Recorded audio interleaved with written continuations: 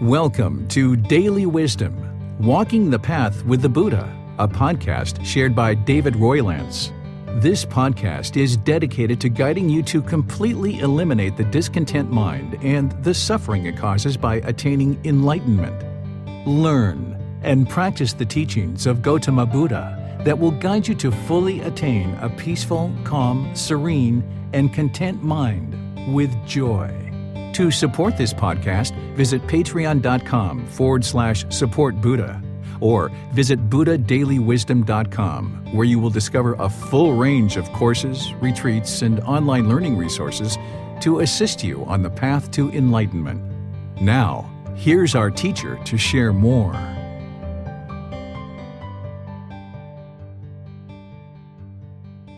Sawadee Kap. Hello and welcome to Daily Wisdom, Walking the Path with the Buddha. Today, we're going to be discussing the 5 precepts.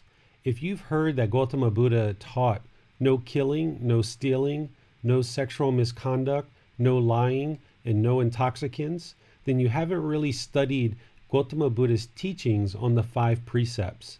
His words about the 5 precepts and how we should practice his teachings are much more deep and much more profound than just the simple translations of no killing, no stealing, no sexual misconduct, no lying, and no intoxicants. So let's discuss these precepts and get really in depth with how you can apply them in your life.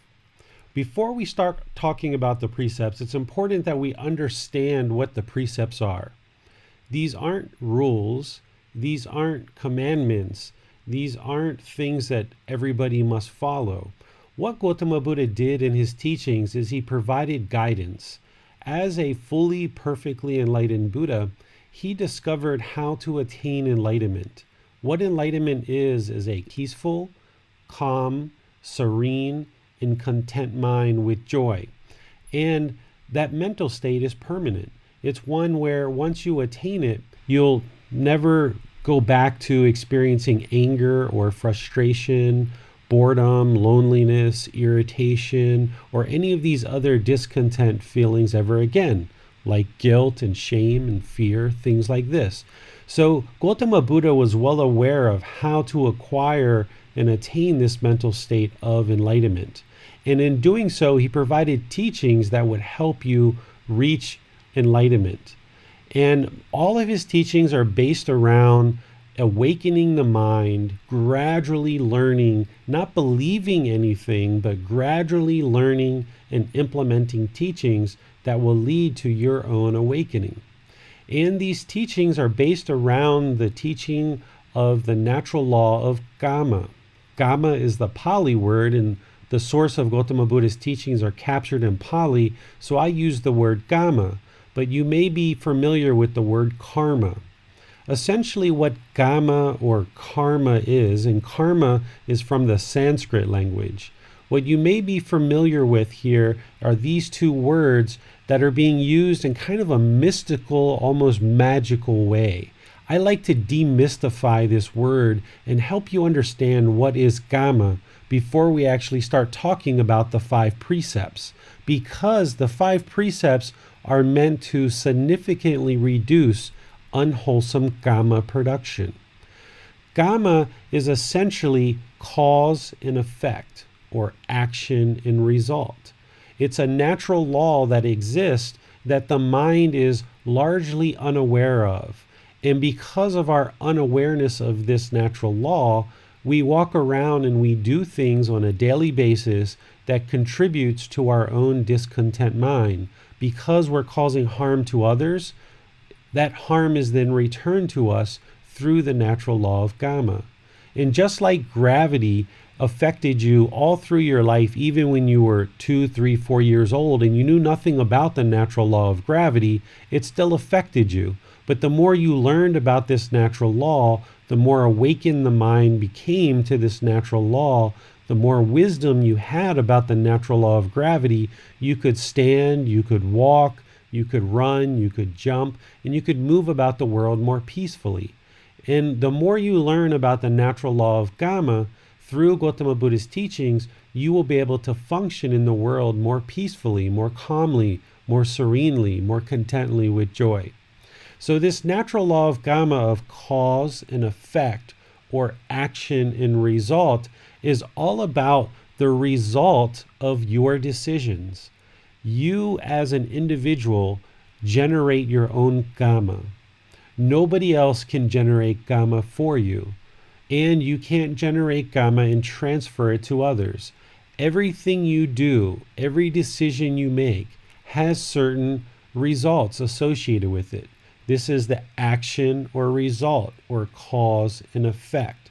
So essentially what Gotama Buddha's teachings are doing is providing you guidance so that you understand this natural law in excruciating detail so that you can make better and better decisions in your life to, one, of course, train your mind and allow the mind to be more peaceful, more calm, serene, content with joy, but also so that you're reducing and ultimately eliminating any unwholesome decisions that would cause harm to other people or other beings like animals and so forth.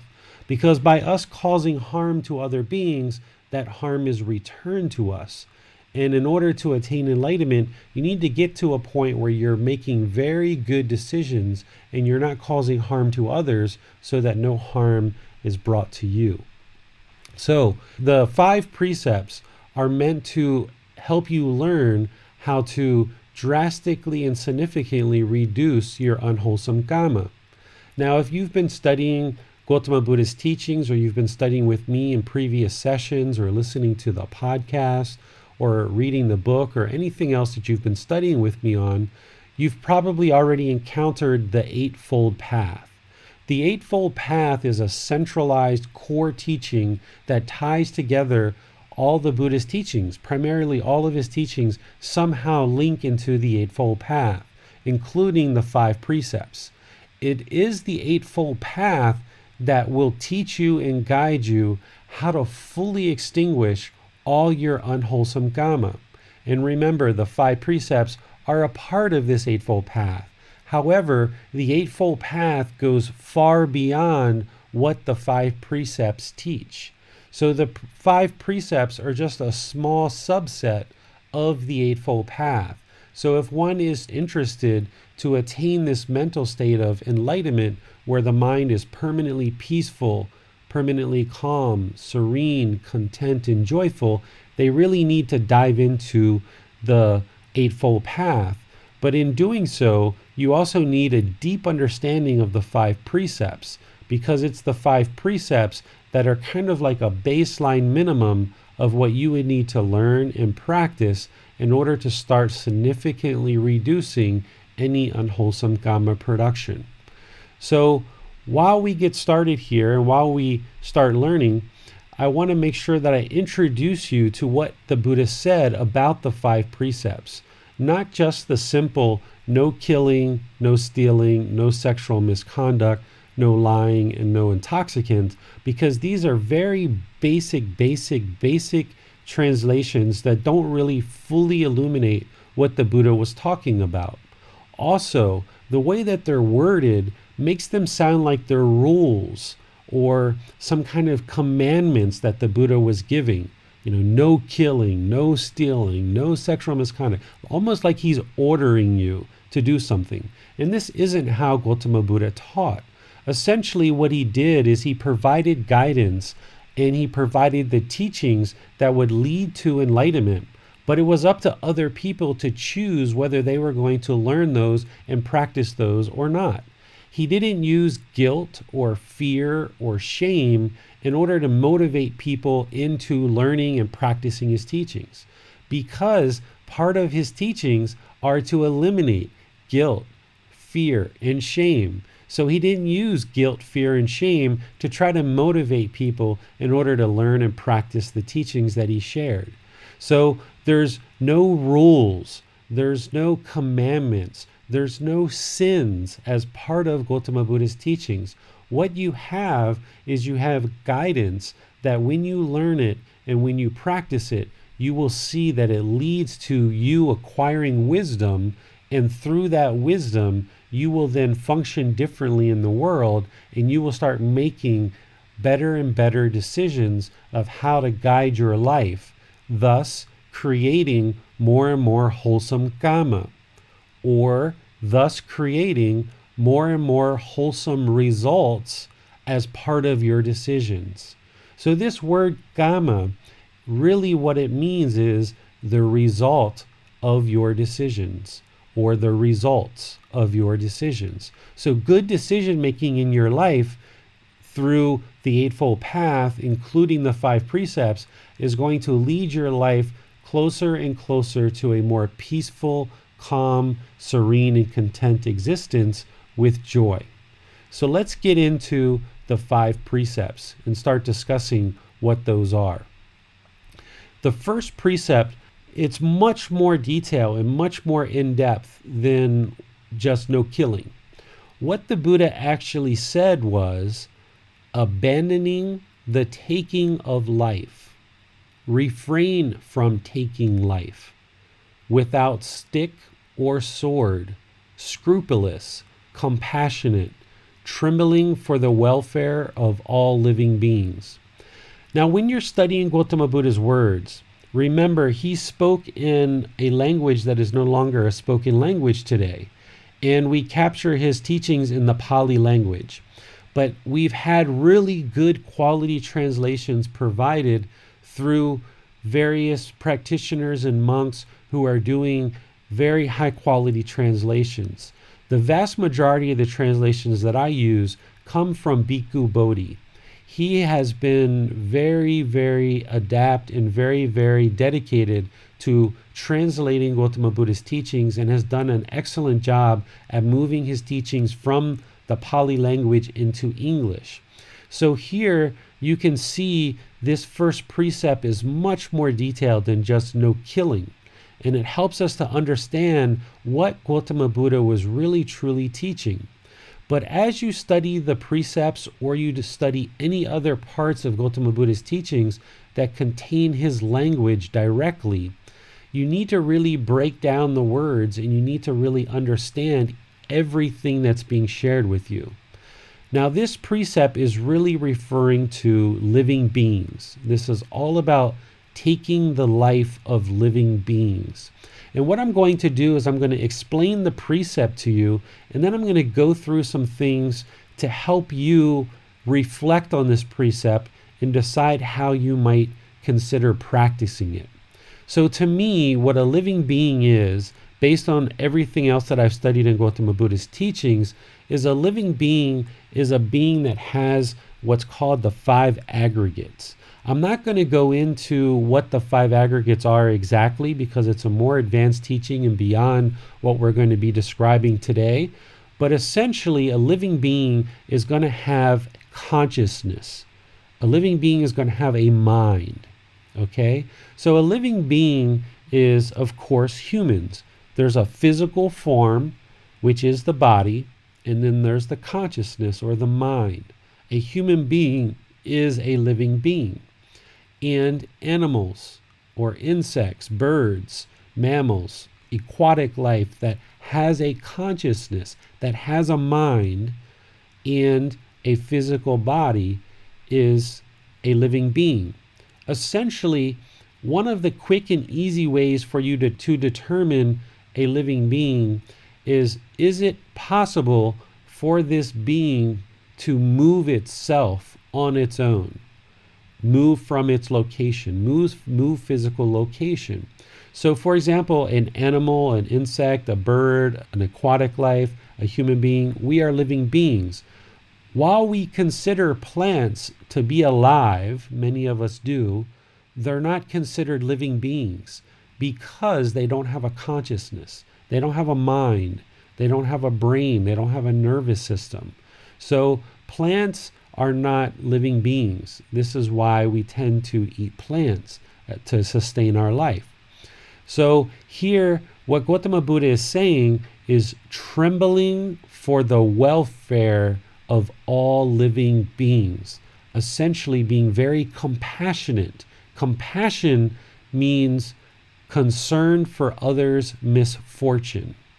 So if we are practicing this precept, you want to ask yourself, if we are abandoning the taking of life, refraining from taking life, without stick or sword, scrupulous, compassionate, trembling for the welfare of all living beings, would we kill other living beings?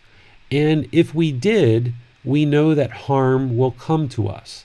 Because if somebody went out and murdered somebody, there's going to be harm. We're harming another living being, therefore harm is going to come to us. We will typically go to jail, we'll be tracked down, we'll be found, police, law enforcement, maybe local villagers or community members will track us down and, we'll go to jail. But if for some reason we escape the clutches of law enforcement, we're probably going to be on the run and we're going to be pretty fearful.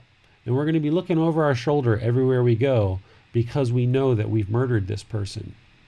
And this is the guilt and the shame that's associated, the fear that's associated with the action of killing or taking life. So what Gotama Buddha is saying here is essentially we need to preserve life. We need to practice harmlessness where we're not harming other living beings. And in doing so, if you're not harming other living beings, then your mind will be more peaceful because you know that you're not harming other living beings. You're living a life of harmlessness. So I've put some bullet points here for you to reflect on. I'm not going to give you necessarily an answer here, but you need to reflect on this for your own practice. If you ask me, I will tell you how I practice, but you have to decide how you practice. Because if you're abandoning the taking of life, if you're trembling for the welfare of all living beings, would you participate or make decisions for the euthanasia of a human or an animal? Often in our society, we euthanize animals that we feel are at the end of their life. We feel that that's somehow more compassionate to kill the animal. However, each being needs to live out its full life in order to experience all of its Kamma, so that at the end of that life, if it's reborn, it has the ability to be reborn into a better life in the next life. If we kill an animal or we kill a human prematurely, then that being didn't have a chance to fulfill its entire life and then die a natural death. So therefore, its Kamma is not fully extinguished and it can be reborn in a worse condition than it is now. So while we consider euthanasia of an animal to be compassionate, it's actually not compassionate. Yes, an animal can be suffering, it can be having cancer, or it can have a broken leg or other problems, but we need to allow all beings to live out their natural life and consider whether euthanasia is really living compassionately, trembling for the welfare of all living beings, knowing that in killing a living being, we're making the decision to do that. And oftentimes people who are faced with these kind of decisions contemplate them very deeply, and it's very challenging for them. And even if they feel they've made the right decision in euthanasia, oftentimes after the animal dies, there's a lot of guilt and a lot of shame. So for me, I will share what I do is I would not participate in the euthanasia of a human or an animal because I know that this is not living with compassion, trembling for the welfare of all living beings.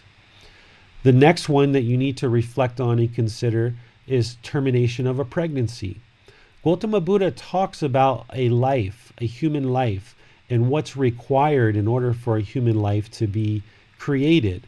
And he describes the coming together of the embryo in the woman, the sperm essentially from the man, and the consciousness. There's three things that are needed in order for there to be life. And he described these three things in his own language. And what he shared, it was essentially the embryo or the egg from the mother, the sperm from the dad, and the consciousness. And in having these three things, essentially there is life inside a mother's stomach.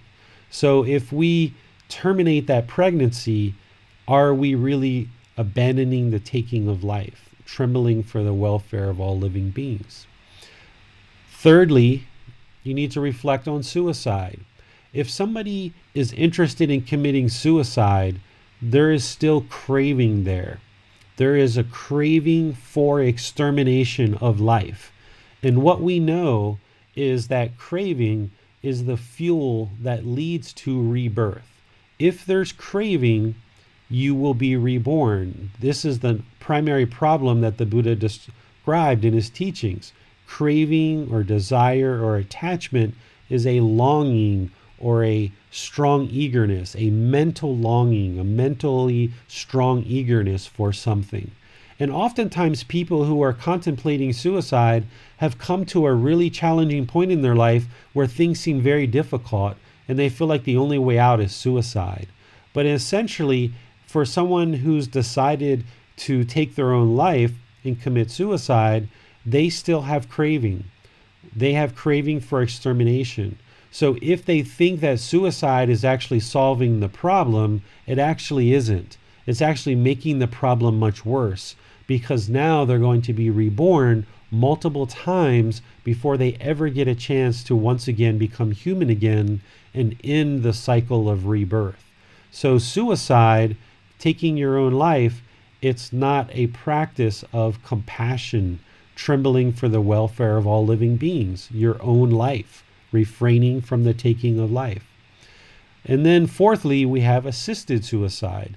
Nowadays, there's certain places where you can actually request assisted suicide, or you can actually assist people in suicide. If you're a doctor, if you're a nurse, if you're a family member for someone who's requested assisted suicide, this is once again ending a life prematurely before natural death.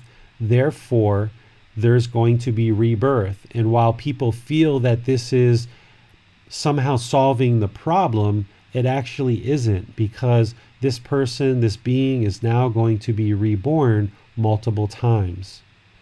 The next one that I've put up here for you to reflect on is capital punishment. Capital punishment is essentially killing sponsored by a government based on a particular crime. Now, oftentimes people who are punished through capital punishment, they have actually murdered, they have actually killed, or done some other horrible acts that the government feels that they're justified in killing this living being. But a person who's practicing these teachings closely and who's interested in reducing and ultimately eliminating any unwholesome results based on their decisions, any unwholesome kamma, you would need to really consider whether capital punishment is abandoning the taking of life, trembling for the welfare of all living beings. For me, I wouldn't participate in capital punishment because it's still taking life. It's very clear in the Buddhist teachings, abandon the taking of life. And then the next one, attacking in war or any government-sponsored killing. Oftentimes, there's governments that are fighting with each other, different countries, and it boils up so much with the leaders that they send in militaries to start killing each other. And then ultimately we get a lot of problems after the war. This war, this killing, this government-sponsored killing, assassinations, regime change, things like this, it's only precipitating and creating more and more killing in society, and this is going to cause harm in the world, and therefore harm is returned. So even acts of war or government-sponsored killing, while we think that that's somehow appropriate, for some may think that that's appropriate, it's going to lead to problems. And this is why Gotama Buddha says, abandoning the taking of life. I don't know any war throughout history that has ever had a good, positive result. Every single war that I've ever looked at, every single war that I've ever researched has had nothing but killing and stealing and raping, murdering, destruction. I've never seen anything positive from all of that destruction. And this is why the Buddha is saying that if we kill and we don't live compassionate, trembling for the welfare of living beings, there's going to be harm. The next one here is consuming animal products. Through consuming animal products like meat, or even using leather or eggs or things like this, products of animals, we oftentimes need to kill in order to consume these animal products. By doing so, it leads to harm. And right now we're at a unique time in history where, as we're talking, there's a massive virus that's being spread all over the world. And this is essentially coming from a market where there was massive amount of animals being killed, and there was close contact between humans and animals, and they were being killed for meat and for consumption. And essentially what the Buddha has shared here 2,500 years ago is that if we take the life of animals or any living being, he's saying all living beings, then there's going to be harm that's returned to us. And you can see that right here with the coronavirus. We're experiencing this harm throughout the world because we as a humanity have been making decisions to harm living beings. And through our harm of having markets where we're selling living beings, where we're killing living beings, where we're ingesting animal flesh of living beings, we are causing harm, and therefore harm is coming to us. And not only now with the coronavirus, but there's all types of research that shows that hormones and drugs and things that are being put into animals, not only viruses that are laying dormant and get transferred to us, but these drugs and toxins that get put into animals as part of the farming process. When we eat those animals, we are actually ingesting those same toxins, those same hormones, those same drugs, and it's harmful for the body. Now remember, these aren't rules, so I'm not telling you to run out and become vegan right now. I'm not pushing that teaching onto you. But what I'm sharing with you is guidance that if you choose to live a vegan lifestyle, what you will notice is that the body will become more healthy. The body will become more light. The mind will become more calm and more peaceful because you know you're not doing harm in the world. And all the harm through farming of animals that is being done to the environment will be more and more reduced.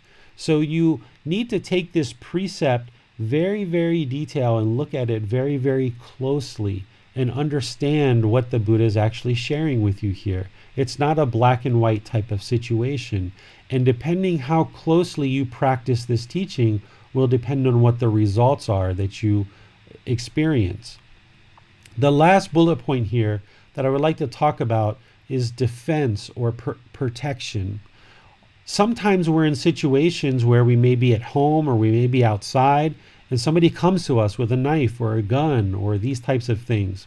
It's important that you realize that there's a lot of decisions that lead up to that situation, especially if we're outside at 2 a.m., 3 a.m., 4 a.m., if we're at a bar or a place where scrupulous things are happening. We've made a lot of decisions to put ourselves in that situation to begin with.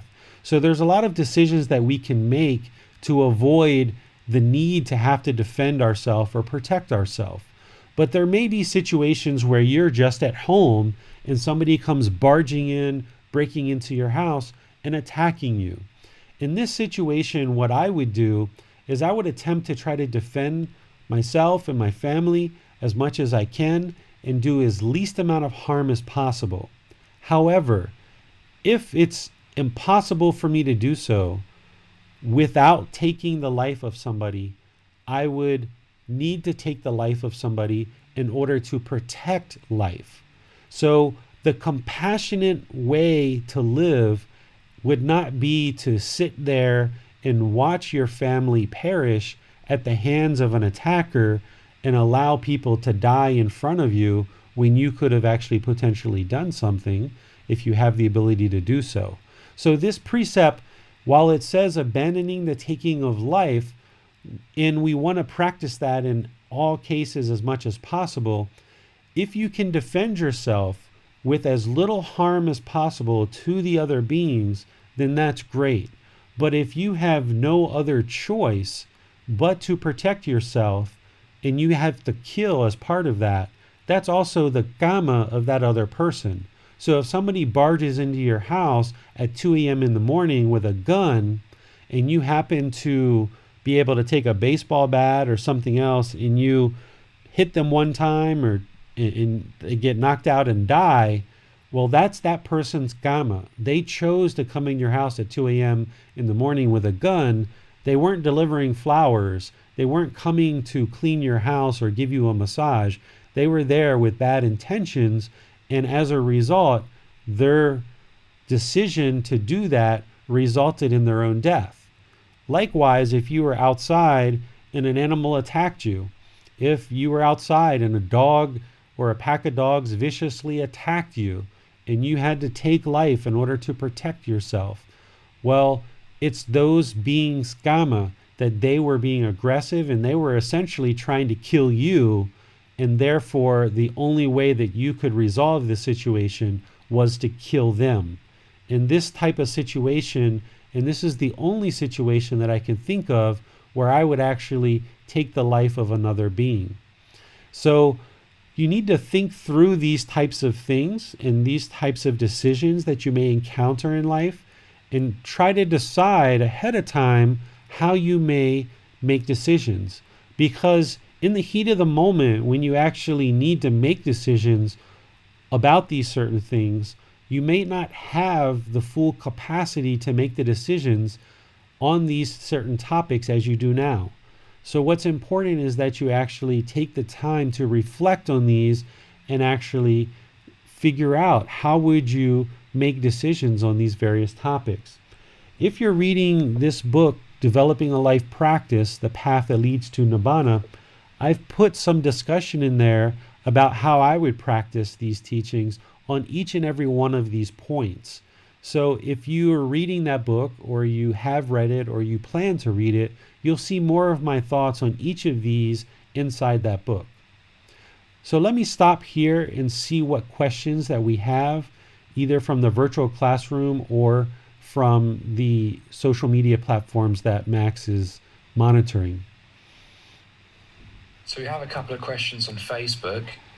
Bill asks, are DNR orders considered assisted suicide, or is that allowing natural death to occur? Is that DNR? Is that where somebody leaves a dying will where they say if they are dead, don't resuscitate them? I think so. Yeah, it stands for Do Not Resuscitate order. Do not resuscitate. Yes. So that's not assisted suicide because the person is technically already died. And what they're saying is essentially, I'm not craving life so much that I would like you to bring me back from the dead and do all this work in order to bring me back. So they've made a previous decision that if they have natural death, don't bring them back from that natural death.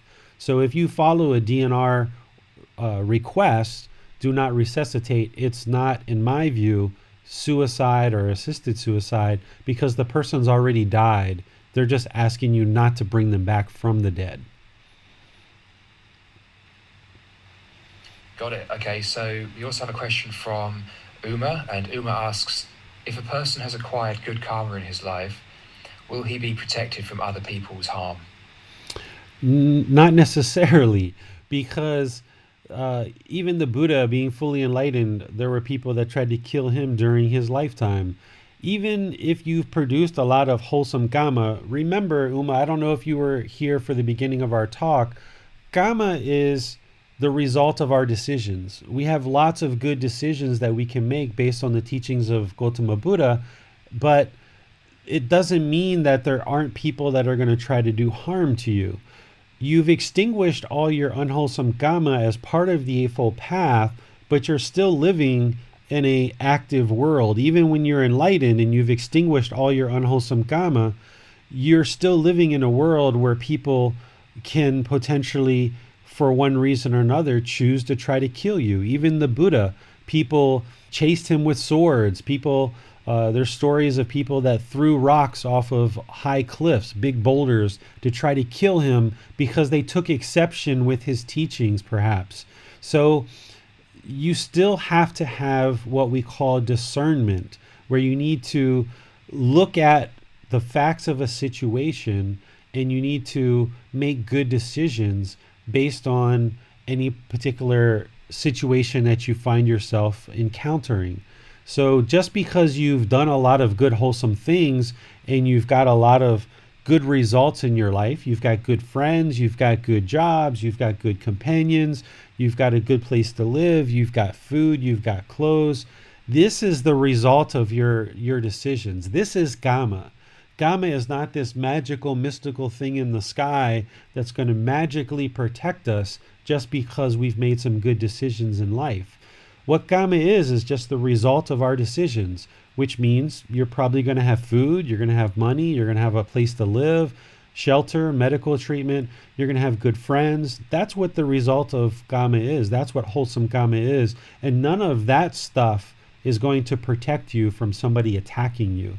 So if somebody attacks you, even though you have good Kamma, you need to decide whether you're planning to defend yourself or defend the people around you. And if you do, how are you going to do that? And what I would suggest is that you do it with the least amount of harm possible. We also have another question from Charlie. Charlie asks, bed bugs attack me every night. What is the correct way to go? Can I kill them? And is that considered killing? Yeah, so bed bugs would have consciousness, so killing them would be not following this precept. So what I would suggest that you do, and this is what we did here at one time, we had a little bit of termites coming around our house.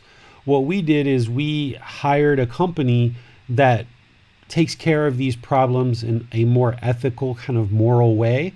What they did is here in Thailand, they have people that would come in with chemicals and literally kill the termites, which is not what we hired. We actually hired a company that has the ability to solve these problems with natural remedies like herbs and things like this. Essentially what they did is they drilled holes around our house in order to put in these herbs that essentially makes it so it's uncomfortable that the termites don't want to exist around our house. So they basically leave and go somewhere else. So with bed bugs, I'm not an exterminator. I'm not a person who understands their life cycle, and I know there's a lot of infestation. You're going to need to potentially and most likely have professional help in order to get rid of these bed bugs. So you're going to need to find a provider that you feel is working within what you feel would be appropriate for this particular precept. That's one thing I would say. Another thing I would say is you also have to think about the Kamma associated with these bed bugs, them infesting your house. They have certain Kamma as well as being an insect. These beings that are insects, they may have been human at one time, or they may have been other animals at one time, but their Kamma is that they are now these insects. And as an insect, they are oftentimes considered to be pests, or they infestate, or they come into the house like this. So you need to find, I would suggest, kind of an ethical way to rid yourself of these bed bugs and work to ensure that you're not actually doing any kind of killing if it's possible. Typically, when an insect lands on a practitioner who's practicing these teachings very deeply, is we tend to brush it off or we tend to blow it off. Here in Thailand, it's very common to have ants in your house. In America, when I lived there, you would never have ants and very few insects in your house. But here in Thailand, it's pretty common to have insects and even geckos in your house. So what we do with the ants is we sweep them up with a broom, or we use a vacuum and we suck them up, and then we get rid of them out the door with the vacuum or with the broom. With bed bugs, I think it's much more challenging than that. And that's why I would suggest that you consult with what you would consider an ethical provider to rid yourself of those bed bugs. I have a question, David, about animal products. It seems there's a lot of disagreement here within the Buddhist community about where to draw the line, because clearly taking life is that's a pretty clear-cut issue. But then what about buying meat that has been killed? What about having meat given to you? And then what about products of animals like eggs and dairy? And again, is there a difference there between buying it and taking it yourself? And is buying an animal product considered the taking of life? And I know where you stand on this, but I think that a lot of people find this quite a confusing issue. There's a lot of hair splitting. Yeah, let's cover that one. There's a lot of misunderstanding, in my view, within the Buddhist community about this particular precept and how it's practiced. What some people will say is that whoever actually does the killing, they are the ones who are inheriting the unwholesome Kamma. And this isn't true. Because remember, Kamma is the result of our decisions. So yes, the person who's actually killing the pig or the cow or whatever animal is being eaten, yes, they're producing unwholesome Kamma for themselves. Essentially, their mind is at a point where they're very comfortable killing other living beings. However, when you eat the meat, you're actually eating flesh that has in it toxins and drugs and other substances that are causing harm to the body. So the action of killing is harmful for your mind because you're now executing another being and killing a pig or a cow or a chicken or what have you. But just like if somebody else stole a car and gave you the stolen car, the police come, you have the stolen car, you're going to have the bad results. You're going to have the unwholesome Kamma because of your decision to take this car. So even though someone else stole the car, you actually are in possession of the car, and therefore the results of those unwholesome decisions are going to come to you. The same thing happens with meat, is even though somebody else has killed it, because the hormones, because of the toxins, because of the drugs that are in this meat, when you eat it, it's going to affect your body and it's going to affect you on an individual level. But also, by you choosing to eat meat, that meat is being killed for you, and that means that we precipitate farming within the world. And there's massive amount of research that shows that farming across the world with factory farms is causing harm to the earth. This is why our water quality has gotten very poor. This is why our air quality has gotten very poor. There's a massive amount of harm that is done to the earth and the environment through factory farming. So the choice to eat meat is causing you harm on an individual level to your physical body, and it's also causing harm to the environment. What people tend to do is they tend to justify their decision to eat meat, and they try to find ways to do that. And typically what some people try to think about is they say, oh, whoever killed the animal, they're getting the unwholesome results, they're getting the Kamma, not me. But this is a misunderstanding of what Kamma is, and looking at the results of Kamma, and looking at how eating meat causes harm by disease to the actual physical body, your physical body. One of the things that you can look at here to know how this works is, like when I grew up, it was kind of normal for a female to get her menstrual cycle somewhere around 12 to 14 years old. Nowadays, girls are getting their menstrual cycle as young as 5 years old. Where I feel this is coming from is it's the hormones that are being put into the animals to grow them faster, and then that meat is being ingested by humans, which is producing hormone growth in the body faster than when we were children.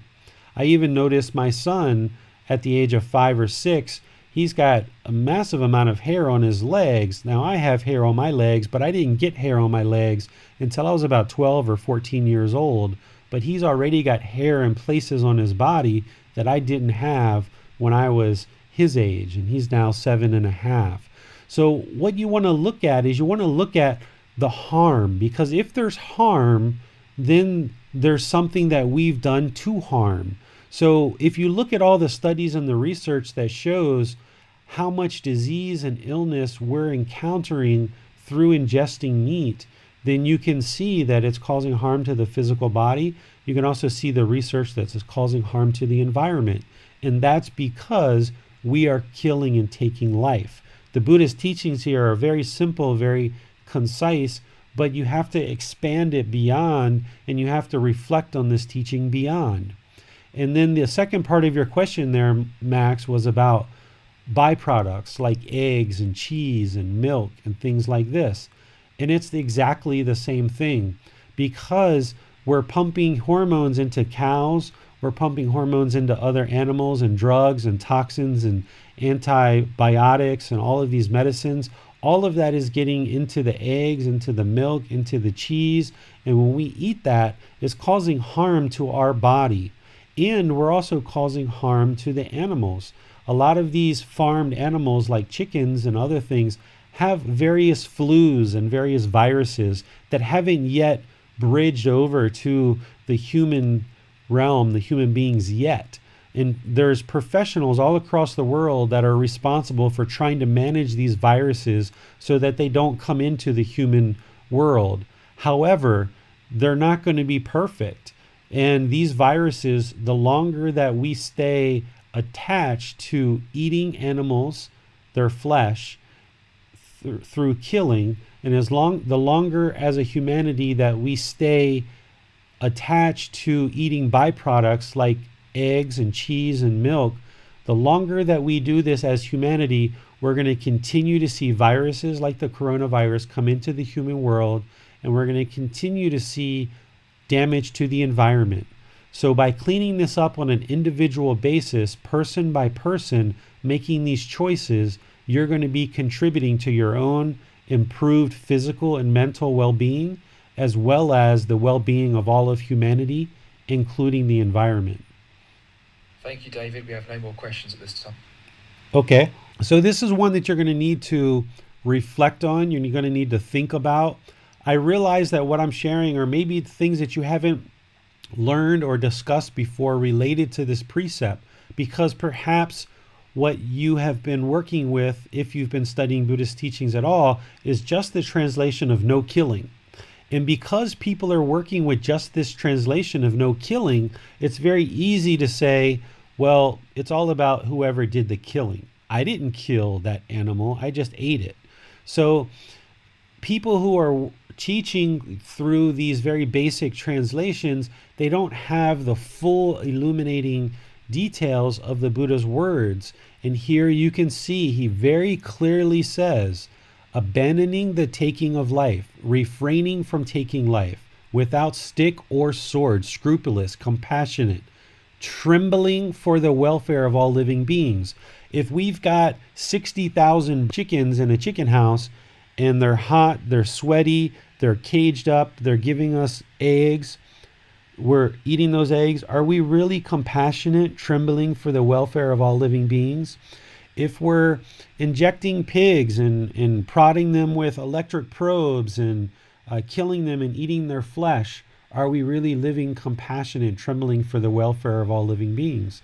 So we need to look at these more deep teachings that have the Buddha's full language and apply them to our life, and make sure that we are continuing to improve our practice more and more and more. If you're currently eating meat now, I don't judge you for that, because I used to eat meat. I used to do some of these things, right? I didn't do many of these things, but I definitely used to eat meat. It wasn't until the last 1.5 to 2 years that I switched. So there's no judgment from me. And this is no, David's better than all of his students. I would never think that way at all, because just like I gradually had to move towards practicing these teachings closer and closer, the same thing has to happen for you. Just because you're in a different place in your practice than I am doesn't mean I'm better or worse than you, or doesn't mean you're better or worse than me. It just means that you need to really take some time to look at these teachings and decide how you would like to practice in order to improve the results of your decisions. And the more information that you get, not only about the teachings, but what's going on around the world, you'll be able to see these teachings more and more clearly. That the Buddha 2,500 years ago taught us that if we do take life and we don't live compassionate, trembling for the welfare of living beings, harm is going to come to us. And there's no greater time than right now to see that the Buddha was 100% correct in this teaching. But you need to look at this teaching in a lot of detail, and that's why I've bulleted this the way that I have, and I've provided the guidance in the book to help you think about this, reflect on this, and then ultimately make good personal choices of how you're going to practice this first precept. The second precept is abandoning the taking of what is not given, living purely, accepting what is given, awaiting what is given, without stealing. This is essentially what you think it is and what you've hopefully been taught your entire life. Not to steal, not to take things that don't belong to us, because in doing so, we cause harm to others, and this harm can be returned to us. A lot of times we heard these teachings in other traditions, or we've been taught this our whole life, but we don't necessarily 100% think about how harm comes to us by doing these things. If you think about people's possessions, they've worked really hard to get to the point where they could buy a car or an iPhone or a set of headphones or a computer or even a pencil or a stapler or a pair of shoes. And these things that they've purchased in their life contribute to their life and help them to essentially do what they need to do in this life. If we take those things from those people, it's going to harm them. It's going to harm that other person, and therefore harm is going to come to us. And we know this because we can be arrested for stealing. We can also be attacked by other people. So we need to make sure that we're not stealing from other people and that we don't take things that aren't given to us. Here, another part of this precept is accepting what is given. If you remember some of the other talks that I've shared with you, there's a practice of generosity in the Buddhist teachings where we're sharing things with other people. We're not holding on. We're not clinging. We're not grasping and holding on to things like money or possessions or resources. We learn to share with others. And this helps to train the mind to let go and to not have strong craving, which is the primary problem that the Buddha taught. So in a society like here in Thailand that is practicing the teachings very well, it's very common for people to just give you things. So oftentimes when I'm coming back from the store, I will stop at the front of our village where there's some security guards, and I will give them a bottle of soy milk, or I'll give them a pack of nuts, or I'll give them little things. Or if I'm outside and I see somebody that is homeless, I might give them some food, or I might buy them a drink or something like this. Or conversely, when I'm out, sometimes and oftentimes people will give me things. They will give me bananas or food, or they'll just give me things. So accepting what is given is when somebody offers you something, to just accept it. In our Western culture, sometimes when people try to give us things, we think that somehow what they're saying to us is, oh, you can't afford to buy a bottle of soy milk, so I'm going to give it to you. And we kind of feel shameful or guilty, or we feel like it somehow lessens us by accepting a gift from somebody else. But here in Thailand, we understand that this is just generosity. This is someone being nice and being friendly. So when somebody offers us something, we just accept it. We don't cut it off and say, no, I don't want that. We just accept what somebody gives to us. And then in Thailand, if we can't use this thing that somebody gave us, then we give it to somebody else and we let them use it. And in our culture, in Western culture, we would call this re-gifting. And oftentimes we're taught that this is wrong. But in reality, what's happened here is somebody has given me a gift and I've accepted their generosity, and they felt kind and peaceful and polite by giving me that gift and showing the generosity and not holding on to things. And I've graciously accepted that gift, and I've acknowledged their appreciation and gratitude through accepting the gift. But now if I can't use it, now I can hand it off to somebody else and give it to somebody else, which means I'm not holding on to this and I'm sharing with somebody else. And sometimes there are certain things in Thailand that go around to 2, 3, 4, 5 people before they actually get used. So rather than me accepting a blanket, so say I accept a blanket from somebody, and rather than leaving it in my closet for 20 years and it just deteriorates and nobody ever gets a chance to use it because I don't need it, or it's not a particular material that works well for me, I'm allergic to it, rather than just holding on to this blanket just for the sake of holding on to it, why not give that to somebody else who can actually use it rather than have it deteriorate? So this concept that we have in Western culture where we reject things that people give us, or once somebody's given us something, we feel like we can't hand it off to somebody else, this is not a good way to practice. What we need to practice is accepting things from people, and then if we can't use it, we can hand it off to somebody else. That's completely normal and would be acceptable. The other point that I want to make here on this precept is awaiting what is given. Another situation that I remember from childhood is, coming into our classroom, our teacher's got a stapler, a ruler, pins, and pencil sharpener, things like this on their desk. And children being children, just walking in and feeling like we can take the stapler and just start using the stapler and put it back. It seems pretty simple, but that's not awaiting what is given. And in that situation, it can cause harm and we can have bad results. There may be some teachers who have already given us pre-authorization that says, anytime you need anything on my desk, go ahead and use it. You guys are welcome to do that. And that is awaiting what is given. Where there might be another teacher who would prefer that their students actually ask for permission before using something. And in that situation, we need to make sure that we're acknowledging and honoring somebody's wishes, and we're not just taking something as simple as a stapler, using a couple staples and putting it back, because if the teacher happened to walk in the middle of that, we could have problems. So we always want to make sure that if we're going to use something of somebody else's, that we ask for permission. This is about awaiting what is given. So I would like to pause here and see what questions you guys have before we move on to the next precept.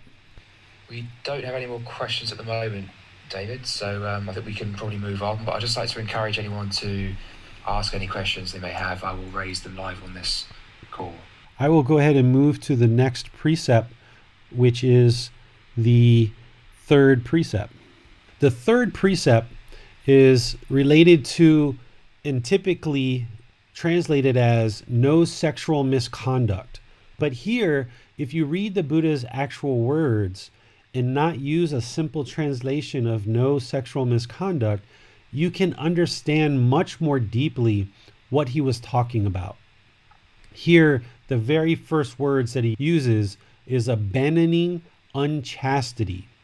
Chastity would be somebody who's only having sexual intercourse or sexual contact with one person, that they're reserving themselves for this sexual contact with one person. So unchastity would be somebody who's having sex with lots and lots and lots of people. And we understand that if we did that, it can cause us harm, because we can get harm through STDs, sexually transmitted diseases. We can get harm where we either get impregnated or we impregnate lots of people, or we can break the trust and loyalty of our partners. So what he's saying is abandon unchastity, essentially being with one partner at a time. And he goes into much more detail here when he describes what he's sharing.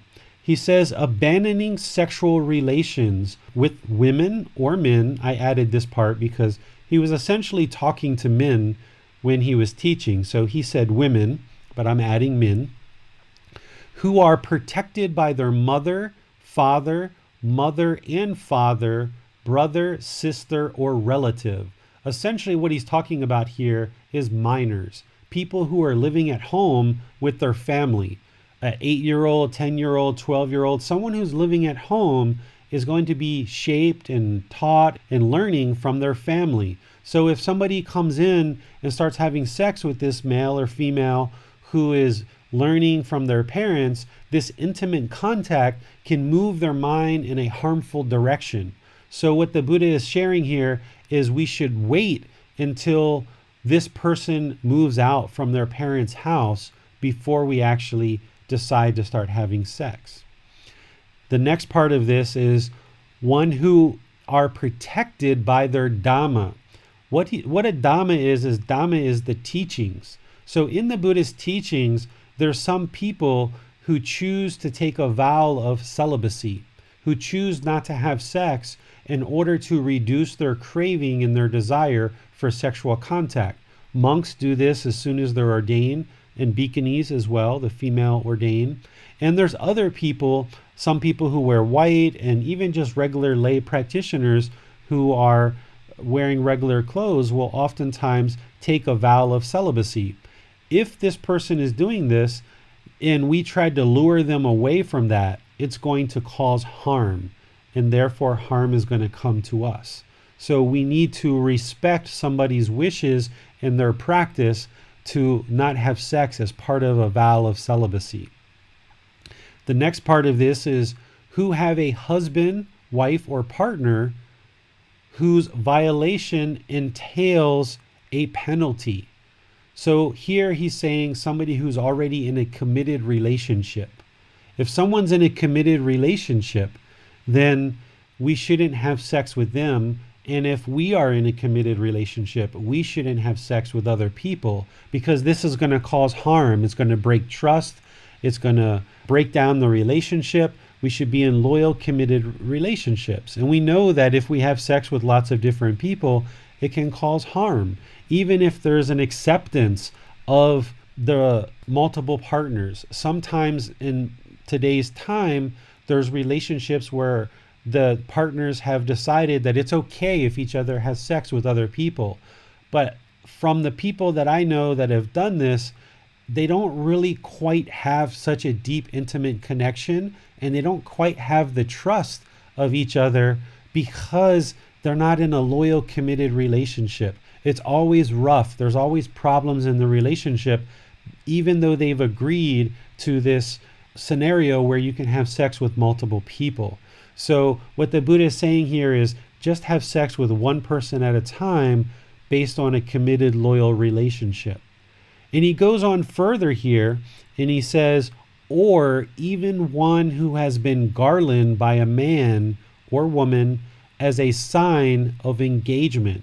So even if there's someone who's engaged and we choose to have sex with them, or if we are engaged and we go and have sexual contact with somebody, it's going to have ramifications where it's going to cause harm.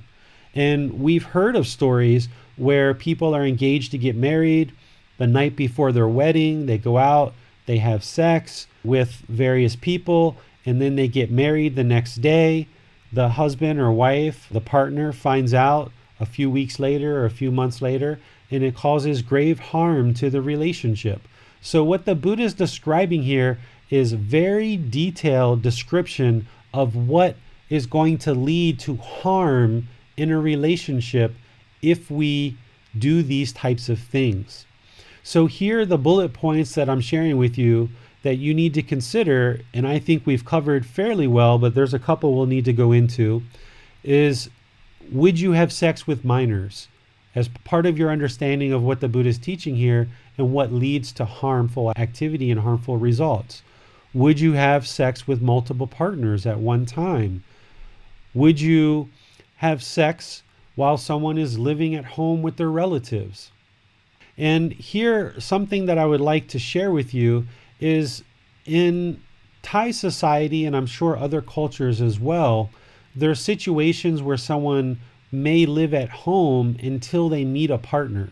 It's very common in Thailand for women or men to live at home until they're 20, 25, 30, even 35, even further with their parents and living together in a cohabitated situation. And then once you meet a partner, that partner might actually move in with you and your parents at their house, or you might move in with your partner's parents. In this situation, in my view, the relatives have been made aware that there is this relationship, and the relatives have chosen and decided to allow this partner to move into the home, and therefore they're accepting that their sexual contact is part of that. So as part of some cultures around the world where it's common for someone to stay with their relatives until they're married, and then once they are married and having a relationship, their partner moves in or you move in with them, at that point in those cultures, there has been an open discussion with all the relatives in the family, and they're accepting this new person into the home. Therefore, they're accepting and aware that this relationship is happening and sexual contact is part of that. So that's something to consider and think about as well. And then sex with someone who has previously decided to remain celibate. That's something we covered already. Sex with people who are already committed in relationships. Sex outside of any relationship that you've committed to be faithful to. And then here's some that the Buddha doesn't really necessarily discuss explicitly, but we can pretty much figure out based on his teachings. Sex without consent, in other words, rape, or someone who's having sex against another person's will. Now remember, Gotama Buddha's teachings are about harmlessness, not causing harm to other beings. So it's pretty clear, even though he didn't spell it out here in this precept, that if we had sex with somebody without their consent, we're causing harm. And this is why rape is essentially against the law, because it's causing harm. So if we're practicing these teachings very closely, we would ensure that we're having sexual contact that is mutually agreeable and that there's consent. Sex with people that are human trafficked. The Buddha talked about livelihoods that are based on living beings in the Eightfold Path, which is part of right livelihood, the fifth step of the Eightfold Path. In there, he talks about by having livelihoods that involve business or trade in living beings, it's causing harm. So oftentimes, paid sexual services are people that are being human trafficked against their will potentially, or they're being coerced into doing so. So having sex in this scenario is going to cause harm. And then even if the person is willingly on their own, say they're an independent paid sexual provider, they're having sex with multiple people, and so are you. This is not abandoning unchastity. If we are to practice this precept very closely, we wouldn't have sex with people that are human trafficked, that are prostitutes, or even an independent sexual provider that's paid sexual services, because it's not abandoning unchastity, and this is going to cause harm. This is why some women and men who sell their body as part of paid sexual services, they oftentimes will have guilt or shame or fear as part of their life. People who are in that life will oftentimes get murdered, they'll get addicted to drugs, they'll have all kinds of horrible things happen to them. They may get diseases, they may get injured. So even if none of those physical things happen, a lot of times they're left with a lot of guilt and shame.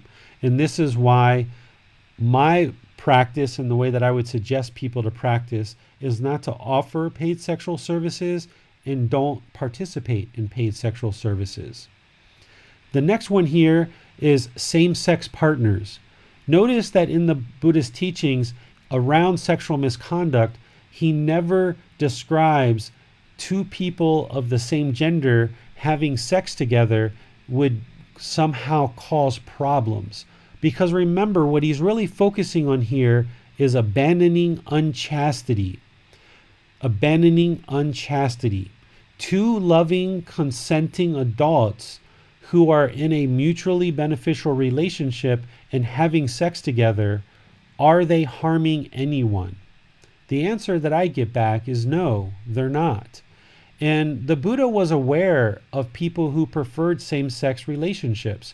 He describes in his teachings in other places that he observed people who were born into a male's body and didn't identify with masculine qualities. And he discusses that he observed females who were born into a female's body and who didn't identify with feminine qualities. But that's all he said. He didn't say anything else. He was actually talking to one of his close students, and he just was saying, oh, by the way, you're going to notice that there's males born into a male body who don't identify with masculine qualities. And there's females who are born into a female body that don't identify with female qualities. And that's it.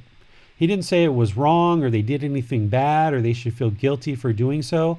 Because if you understand the cycle of rebirth, and you understand that we've been countless beings in the past in multiple various genders, this particular existence in this human body, if you've landed in a male's body and you don't identify with male qualities, it makes sense. It's completely normal.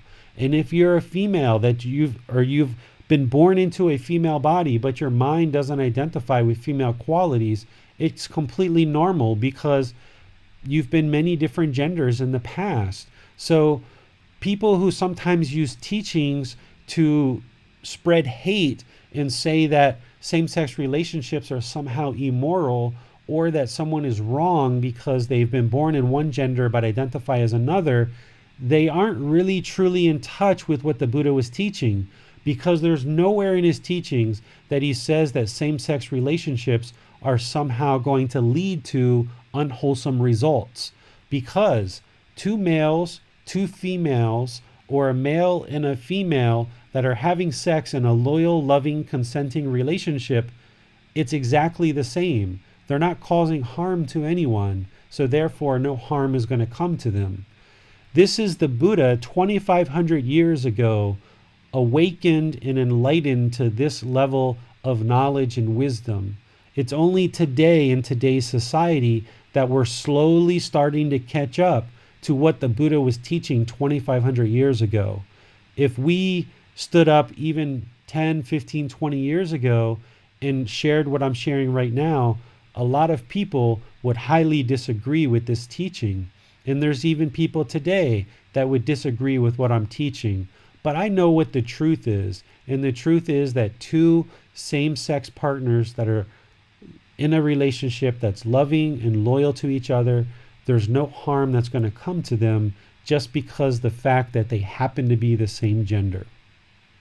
And then the last thing that I've placed in here is masturbation. Because sometimes in these traditions, people are made to thought that masturbation is somehow immoral or somehow wrong or somehow causing harm. Well, if somebody masturbates excessively and they have craving to do so, then yes, that craving is going to lead to harm, and they should start to work to eliminate that craving and ultimately extinguish it. However, masturbation by itself isn't causing any harm because there's no one involved. It's only you. So if people tell you that masturbation is immoral and somehow is wrong, it's not supported by the Buddhist teachings, because his teachings are all about harmlessness, not causing harm to other beings.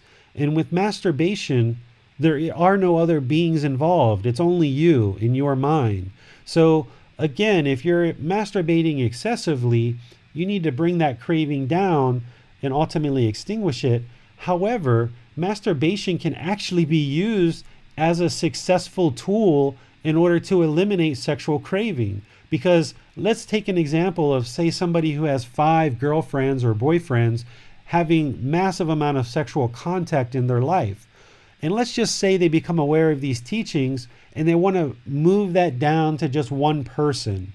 Well, this person who has extensive amount of craving and has sex with 5 different people on an ongoing basis, and they move to just one person, that craving is still going to be there, and they need to gradually move their mind down to working with these precepts. And masturbation might be the tool that they need to satisfy that craving, where they're not doing harm to anybody else, and bring their mind into more in line with this precept where they're just having sexual contact with one partner.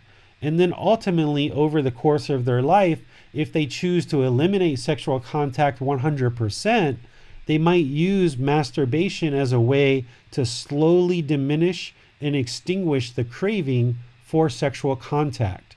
So don't ever let anyone share with you that masturbation is completely wrong and immoral, because the Buddhist teachings aren't about what necessarily is wrong or right.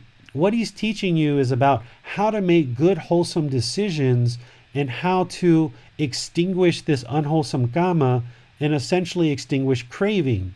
So none of these teachings are necessarily black and white, where masturbation is always right or it's always wrong. This is where you need teachers and you need guidance in order to help you on this path. So I'm really glad that you guys have chosen to learn with a teacher where you can actually receive guidance on this path, because masturbation can be destructive to the mind if it's being done excessively, but it can also be used successfully in order to diminish sexual craving. So it all depends on what the goals are and how it's being used. And this is why you need guidance and you need teachers to help you along this path and guiding you so that you can make very good decisions to eliminate your unwholesome kamma, essentially producing only good results through your decision making. So I'd like to pause again and see what questions you guys have on this particular precept. No questions at the moment, David. Okay, I will move to the next precept, which is the fourth precept. The fourth precept deals with abandoning false speech. What you've probably heard here is people will say, no lying. And that is part of the precept, but it's much deeper than that. And here you can see the Buddha's words in a more expanded translation. What he's saying is abandoning false speech. And as you're going to hear in a moment, false speech takes many different forms. So we want to abandon false speech, refraining from false speech, a truth speaker, one to be relied on, trustworthy, dependable, not a deceiver of the world. Essentially, what he's motivating and encouraging us to do through his guidance is be someone who can be relied on, someone who's trustworthy.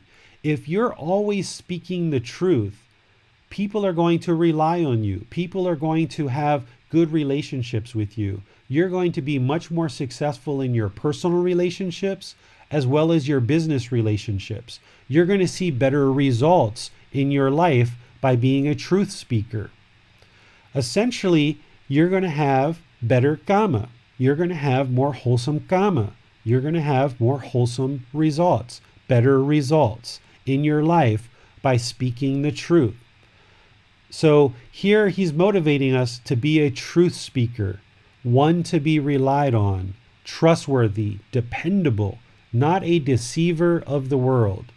And now what you want to go into is you want to go into some of the teachings along the lines of right speech, because in the Eightfold Path, there's the third step, which is right speech, which this precept connects into. And here you see gossip. What gossip is kind of frivolous talk, unbeneficial talk about somebody kind of behind their back. In some cases, it's lies, but in other cases, it's not. For example, if Max and I lived together and I just felt that Max was somewhat untidy in his room and he left it kind of messy, well, that's Max's choice. That's the way that he lives. And who am I to say whether that's right or wrong? So even though it might be truthful that Max is maybe a little bit messy, what benefit is it for me to go behind him and tell other people that he's a little bit messy? If I do this and I gossip behind Max's back, even though it may be true, it's going to come back and harm me.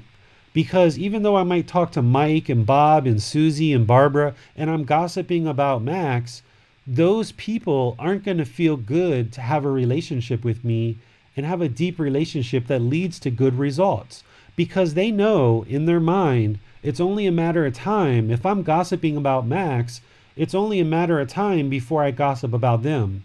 So what I'm going to find if I gossip and I'm not a truth speaker, or I'm not one to be relied on, if I'm going behind people's back and I'm talking about them, even when true or false, I'm going to find it hard to have relationships with people on a personal level and a business level.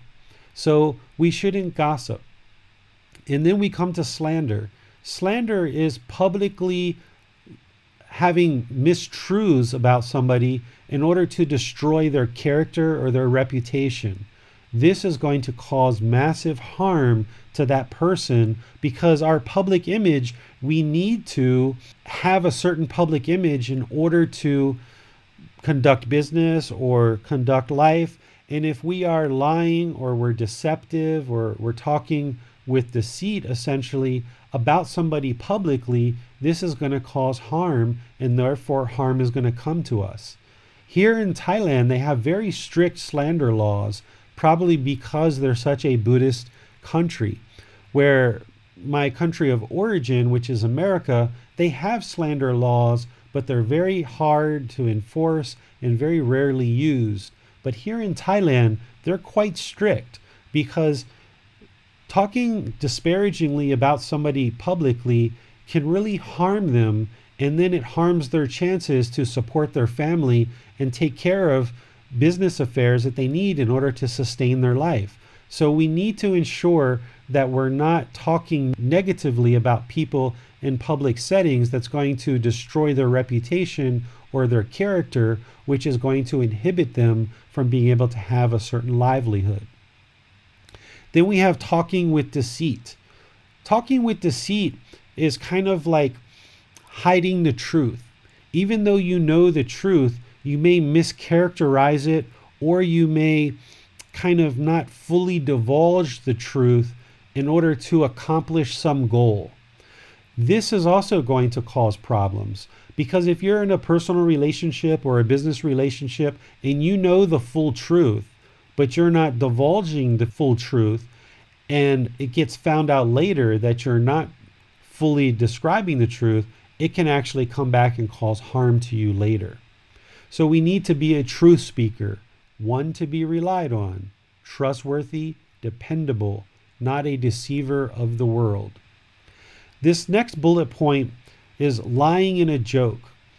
In going through the Buddhist teachings, one of the things that I noticed is he talks in there about how much he understands that it's so important to be trustworthy and a truth speaker that he doesn't even lie when he tells a joke. And I thought this was very profound, that here's a practitioner of these teachings, probably the deepest practitioner we've ever known on the face of the earth, of these teachings, that doesn't even lie when he tells a joke. And it took me a while, and I really thought about this, and I understood how even lying in a joke can cause harm. And an example that I would like to share with you is, let's just say, like my wife, and let's just say I kind of joke with her, and let's just say I went out to the store for supposed to be 10 minutes, but say I got a flat tire and I was gone for 3 hours, and I come back. And then when I see my wife and she says, "Where you been?" And I said, "Oh, I was at my girlfriend's house." Full knowing that I don't have a girlfriend. Full knowing that. And I was just changing a tire. Even lying in that joke, and even if I say later I was just joking, that causes harm, because now I'm inserting into my wife's mind that there's potentially sexual misconduct and there's unloyalty in this relationship. And now it erodes her trust, even if it's a joke. So the Buddha understood Kamma so well that he didn't even lie in a joke. So if you can clean up your practice to the point where you don't even lie in a joke, you will be a truth speaker, one to be relied on, trustworthy, dependable, not a deceiver of the world. And there's plenty of ways to joke without telling lies.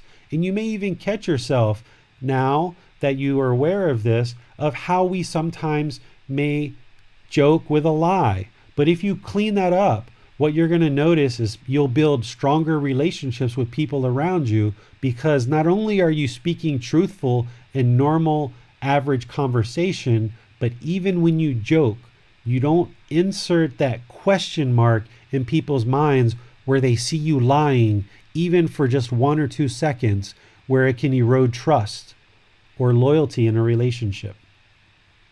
This last bullet that I've put here is I wanted to make sure we talk about the difference between legality of speech versus morality of speech. In a lot of countries, we have the freedom to essentially say whatever we want to say whenever we want to say it. We have the legal right to say whatever we want to say. However, what's going to lead you to enlightenment and become a truth speaker, one to be relied on, not a deceiver of the world, is not just following the law. Because legally, you can have hate speech. Legally, you can tell someone, I hate you. Legally, you can disparage people. You can cuss at people. You can talk down to people. You can rip people up and down, left, right, and backwards and forward, legally. But morally, is it going to lead to good results? Is it moral conduct that's going to lead to wholesome results with good relationships, both personally and professionally? And the answer is no. So the level of practice that the Buddha is describing in his teachings is not the level of legality. It's beyond legality. It's into moral conduct. So you need to make sure that you're able to distinguish the difference between legality versus morality. The guidance that the Buddha gives us is far beyond any country or any government has set up in their laws. It's legally okay to say many different things in the world, but morally, is it going to lead to good results? And that's what you need to consider as you're learning and practicing these teachings. Do we have any questions, Max? Not at this time, David. Okay. So we'll keep going to the 5th precept then. The 5th precept is the last precept. And it's the last precept because oftentimes if you participate and you don't follow this guidance, all the rest of these precepts will oftentimes get broken as part of you not practicing this last precept. This last precept, refraining from strong drink and sloth-producing drugs, the basis for heedlessness. Now remember what I described at the beginning. It's important that we understand all of these words in the Buddhist teachings. When he taught, he understood impermanence. He understood that things were constantly changing. So he spoke in ways that were timeless. He used this word heedlessness intentionally because during his lifetime, strong drink was probably about one of the only things that really existed that really produced heedlessness. However, later we've developed a lot of other things that produce heedlessness. What heedlessness is unalertness, unawareness, unmindfulness. Mindfulness is awareness of mind. So if we are going to refrain from, and I'll just paraphrase this, substances that cause heedlessness, then we need to consider various substances and how we actually use those substances and the intention behind using those substances. What heedlessness is once again unalertness, unattentiveness, and unmindfulness, unawareness of mind. Part of these teachings and where the Eightfold Path is leading us to is this calm, peaceful, serene, content mind with joy, where you've developed concentration, you've developed focus, you're very clear in the mind. In this result of practicing these teachings, you can get the ability to have deep memory. And this concentration, this focus, this memory that you develop as part of practicing these teachings it's useful for you in daily life through your personal and business relationships. it helps you make better and better decisions to create a better and better life for yourself. So if somebody is working towards a mind with concentration, with focus, with deep, profound memory, which happens as you get closer and closer to enlightenment, would you pollute your mind with substances that cause heedlessness or unalertness, unawareness, unmindfulness, unawareness of mind? I wouldn't, as part of these teachings. However, with the substances that we have today, it's not always black and white, just like some of these other teachings. In some teachings, in some traditions, people may share that something like marijuana is all wrong. Or somebody might say it's all right. Everything's right about marijuana. And what I'm saying is it all depends on your intentions, and it all depends on how you use it. Because we know 100% sure that marijuana can be used for medical purposes. It's well documented that there's children and other people who have things like seizures, 20 seizures a day, every day for the last 20, 30 years of their life, and they take a little bit of marijuana oil, CBD oil, they put it in their mouth, and they don't have another seizure for 6 months. So it's well documented that this plant, marijuana, has medicinal qualities that are helping people with health conditions. However, there are also people who smoke marijuana as a way of producing heedlessness, unalertness, unmindfulness, unawareness. And this is kind of an escape for reality. And in this situation, the intention behind that person smoking the marijuana is to produce heedlessness. They're doing it to get high. And this is to kind of escape reality. And in this situation, their mind is not going to be clear, concentrated, focused, with profound amount of memory. They're going to be impacted by their decision to smoke marijuana. And on this other side is the person that's ingesting marijuana, perhaps with an oil for a medical purpose.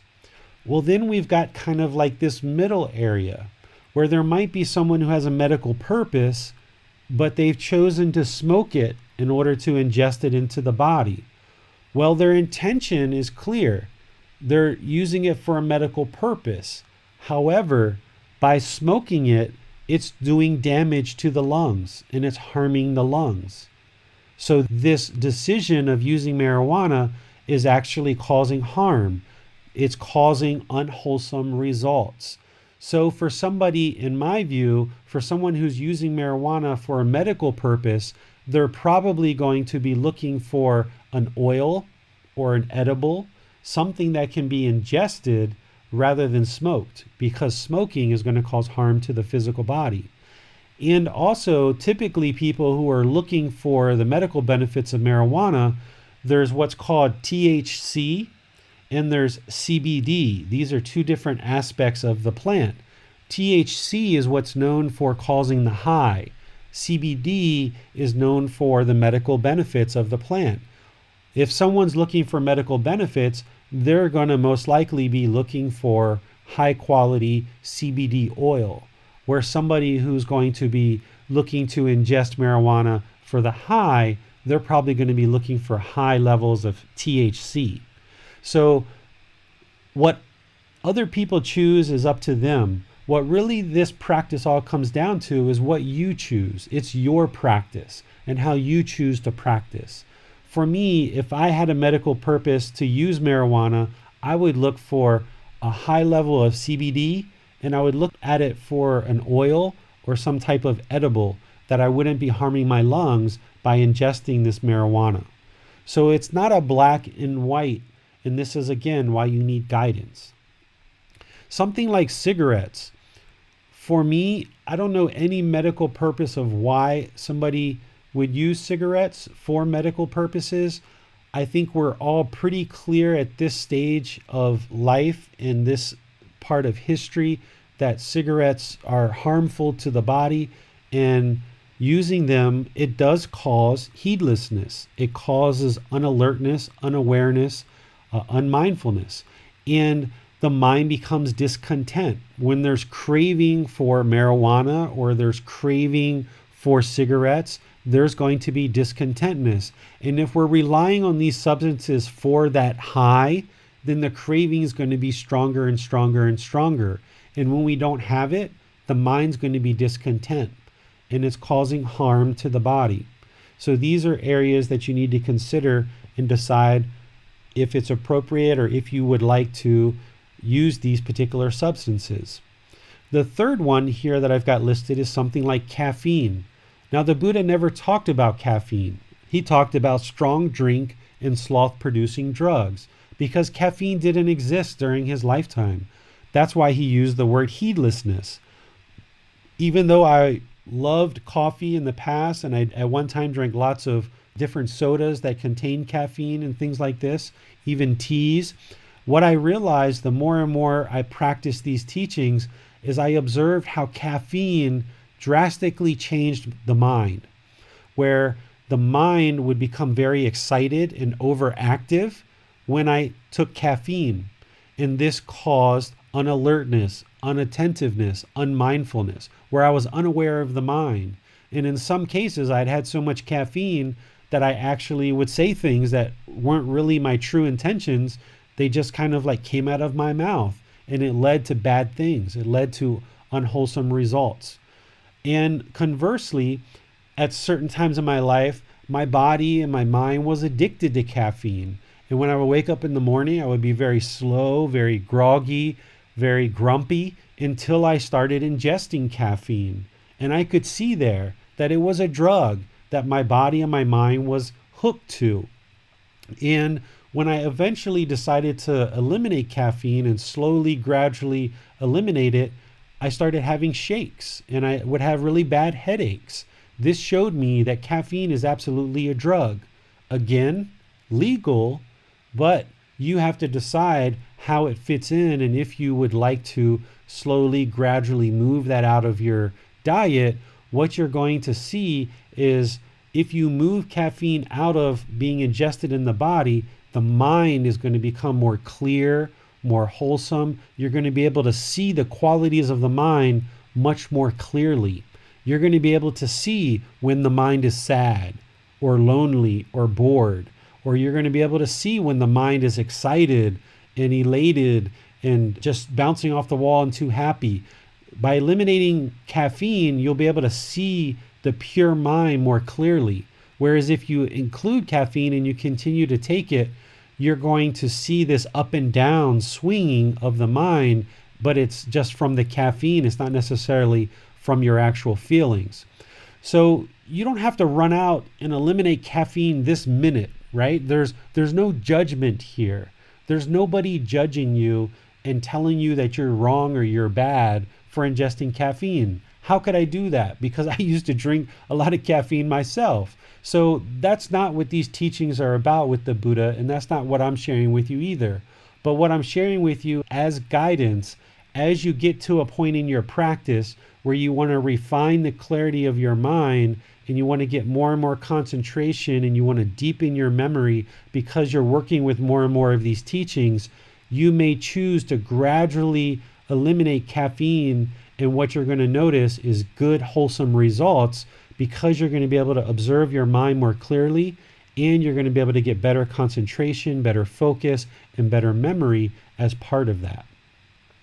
And then the last bullet here is psychedelic substances. Things like PCP, LSD, mushrooms, synthetic marijuana like spice and some other things. There's lots of different substances out there that people use for psychedelic substances. Now, there's a lot of people that do that for heedlessness, and it's to create unawareness, unalertness, unmindfulness, and they kind of revel in that, and there's certain craving associated with that, and it kind of escape reality for a while, and that can cause harm. There's people that go on these psychedelic binges and they either kill themselves, they kill somebody else, they accidentally walk out in front of a car and get killed. Harm can come to us when we're ingesting psychedelic substances. And then there's also people that feel that by taking psychedelic substances, it helps them to see the mind more clearly and get closer and closer to enlightenment. So there's people that actually feel this way. But what you're going to notice is any substance that you might take in order to affect the mind and the quality of the mind, it's all impermanent.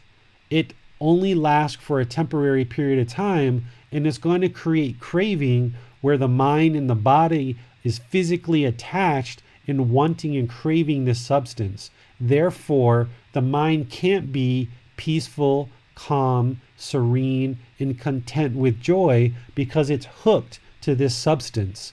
So what you should do as part of your practice is gradually work to eliminate these and any others from this point forward. Even new substances that we uncover as humanity goes forward is eliminate any substance that causes heedlessness.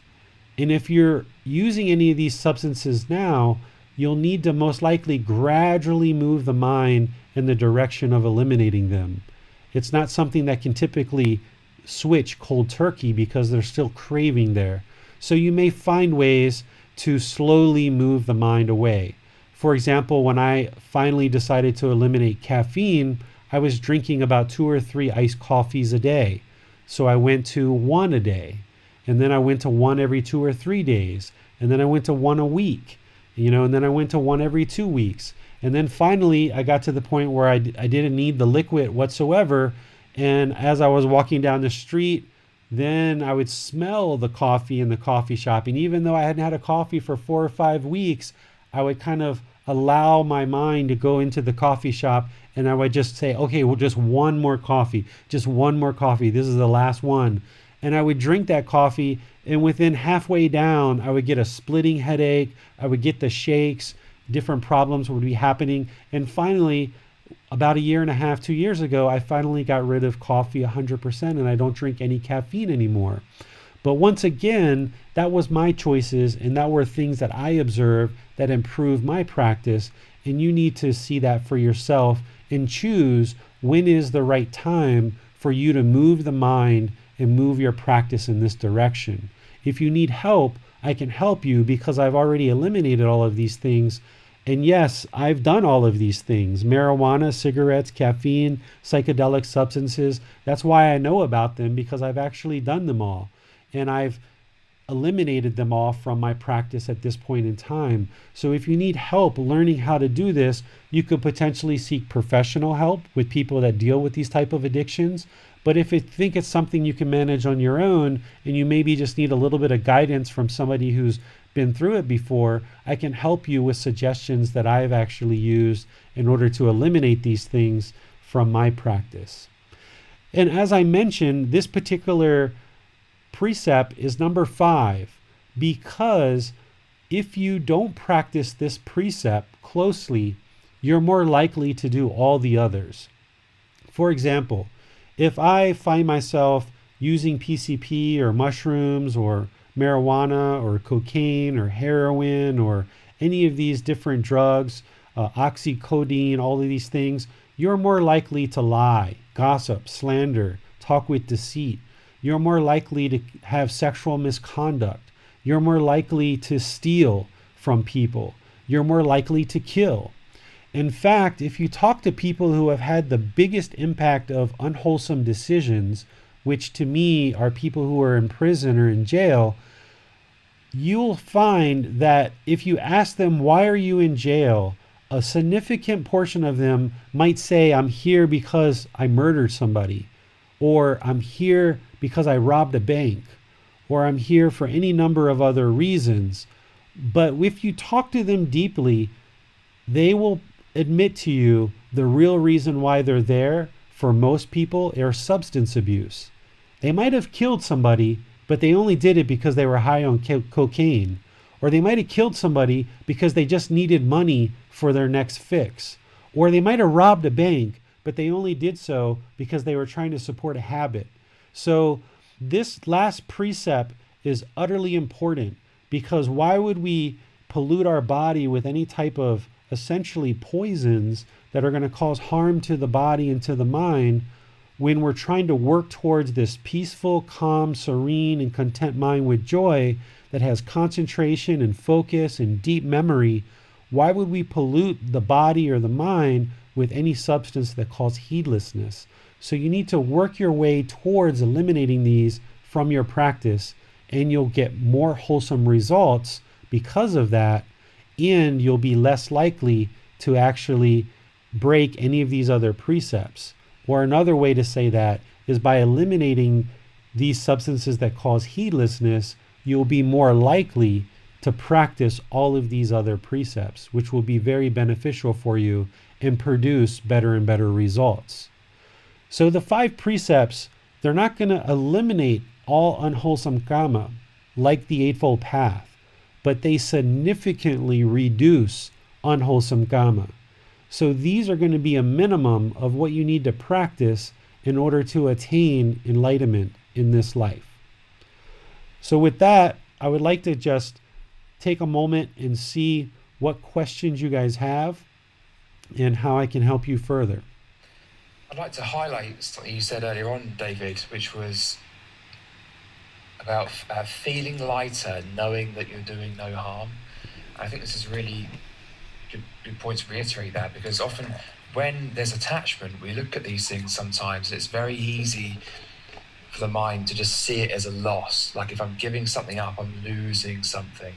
And what we often don't notice in that moment is actually the joyous benefits that can come from giving things up, whether it's coffee or alcohol. Alcohol is an obvious one, because one benefit of not drinking alcohol is that you don't wake up with a hangover. That's a very easy correlation to draw, but everything is a bit like that. Every attachment is a bit like that. And often what can happen when we do actually give some of these things up, some of these are very, very common attachments. Other things from the precepts, there's probably no one on this call who's ever committed them, but nonetheless, there is great benefit sometimes in not having the afternoon crash from the coffee. And I think it's just a useful point that you made, because it's really about highlighting that actually we feel good when we do these things. This is not morally prescriptive. This is not saying you must do this, but actually try this and feel the benefits. And one of the benefits is knowing in your mind that you're not doing harm, and there's a real lightness in that. Absolutely, Max. I agree with that. And something that the Buddha said as part of his teachings is he said, this practice is a practice of relinquishment, right? Like giving things up. Essentially, that's what you're doing by going through and learning these teachings and practicing them, right? We're giving up things like marijuana, cigarettes, caffeine, psychedelic substances. You're giving up, if you happen to have multiple partners, you're coming down to just one. Ultimately, by the time you get to complete enlightenment as an arahant, you're giving up sexual activity entirely. And you're not maybe ready to do that now, but later in life you may be. And ultimately you're giving up attachments, you're giving up cravings, you're giving up all these vices, right? And as I was kind of stripping all this stuff away out of my practice, yeah, it's very noticeable that you're giving up a lot of things. And what I came to realize as part of this is by giving up all of this stuff, you're actually getting something much, much, much better. You're getting clarity of mind, you're getting concentration, you're getting focus, you're getting memory, you're getting deep, deep wisdom to understand how to make really good decisions in life.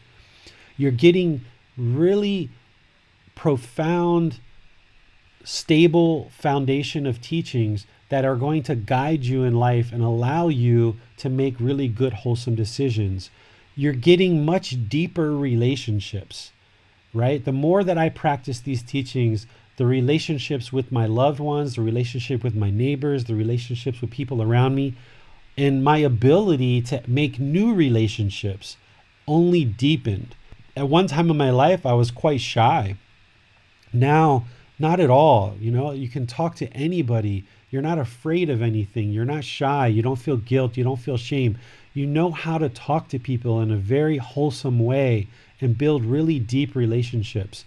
So not only do you get a peaceful, calm, serene, and content mind with joy, not only do you get focus, concentration, clarity of mind, great memory, but you get a very healthy body, you get a very healthy mind, you get the ability to have very deep relationships on a personal level, and if you have business relationships, you can have very good, successful business relationships as well.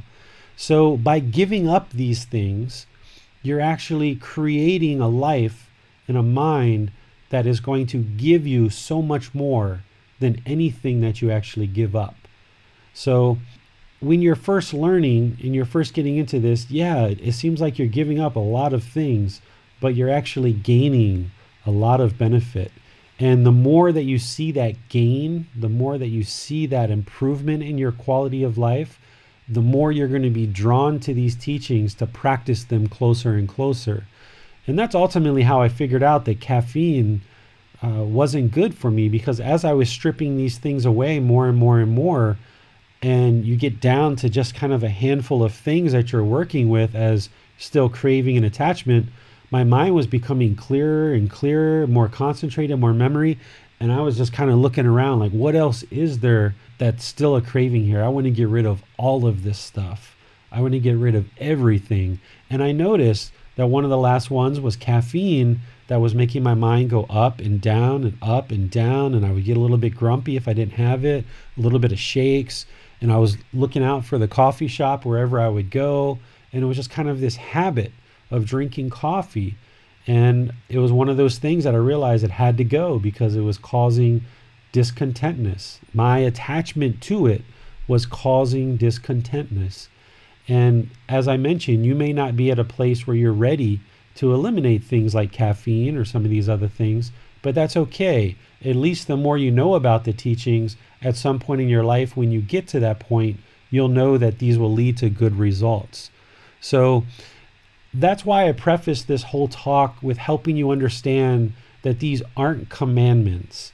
These aren't rules. These aren't you've sinned if you've done these things. That's not what these teachings are about whatsoever. Gotama Buddha's teachings are guidance that if you choose to learn them and you choose to practice them, you will notice that your mind becomes more clear, more concentrated, more peaceful. Your life becomes better and better because you're making better decisions. You're having deeper relationships on a personal and business level. And it's guidance, and it's there for you if you choose to learn it and practice it. One of the famous quotes you might see floating around the internet is, "The Buddha points the way. Everybody else needs to strive." Right? The Buddha is basically saying through his teachings, this is the way. Here's the way to a better life. Here's the guidance to improve the quality of your mind. Here's the way to have a better life, better relationships, and a better quality of mind. The Buddha is pointing the way. Essentially, that's what I'm doing. I'm pointing the way, saying this is the way. And then everyone else, if they choose on their own, needs to strive in order to attain that and work to gradually move your practice closer and closer to this. And the beauty of what Gotama Buddha shared is that you can see the truth for yourself. Is by learning and practicing his teachings, is you will see the mind becomes more clear, more concentrated, more focused. You'll get more peace, more calm, more clarity, more serenity of mind, more contentness, more joy. Things that once made you angry and frustrated and irritated, all of a sudden you just get a little bit annoyed. All of a sudden you feel nothing at all. So we say the proof's in the pudding, right? That's kind of like a modern way of saying it. But essentially, you see the truth for yourself through learning and practicing the teachings. And the more you learn them and the closer you bring your practice to it, you'll see the truth for yourself. So hopefully what this talk has been able to do for you is just bring to your attention and your awareness with some guidance of what you can do to bring your practice closer and closer to what Gotama Buddha taught. Because the more that you do that, the more improvements you'll see. If you're just practicing, or you've just heard no killing, no stealing, no sexual misconduct, no lying, no intoxicants, well, that's not the full teaching of the five precepts, because no killing, as we described today, that precept is much, much deeper. No stealing, it's much deeper than that. No sexual misconduct. Well, what is sexual misconduct? What did the Buddha consider sexual misconduct? We covered that today. We discussed that today. What is no lying? Well, we covered that in a lot of depth. We went into gossip and slander, deceit, not lying in a joke, legality versus morality. And then if you've heard no intoxicants, well, intoxicants leads us to think that perhaps that's just things like cocaine or heroin, and it kind of looks like a black and white, where what I'm sharing with you is it's not black and white. And there's substances like caffeine that we would never consider to be an intoxicant. And if you truly want to get to an enlightened mind, and you only practice based on these very basic translations, then you're not getting the full story of what Gotama Buddha taught. And one of my goals as a teacher is to bring forward the words of the Buddha, the actual teachings, and what I know 100% works in practice. So that's what I'm sharing with you in this talk and all the other teachings that I share, either in the book or podcast or various classes, is exactly what the Buddha said, and then how I apply that into daily life and what I've noticed as a result of that. So hopefully this talk has been helpful for you, and you found some things that can improve your practice and help you along this path to a more enlightened mind. Do we have any other thoughts or questions, Max? Yes, we have a question from Bill on Facebook. So Bill asks, often in Facebook groups, people debate the practice of tipping. Some have very strong opinions that it's not expected here in Thailand.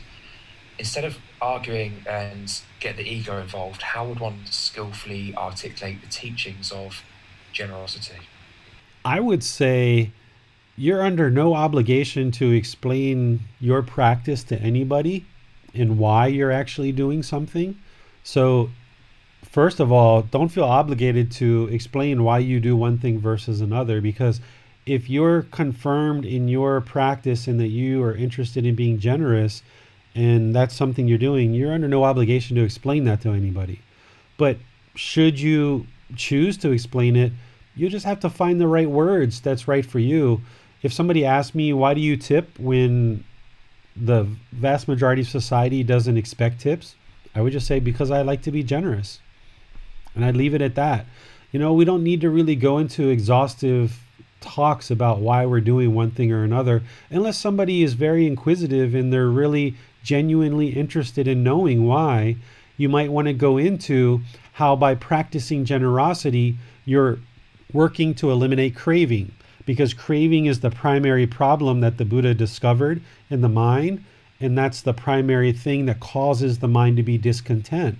So by you practicing generosity, you're working to train the mind to eliminate craving and to let go and to share, and that you recognize that through sharing, it helps other people, and it also helps you, that you are not holding on to things so tightly, and it's training the mind to do so.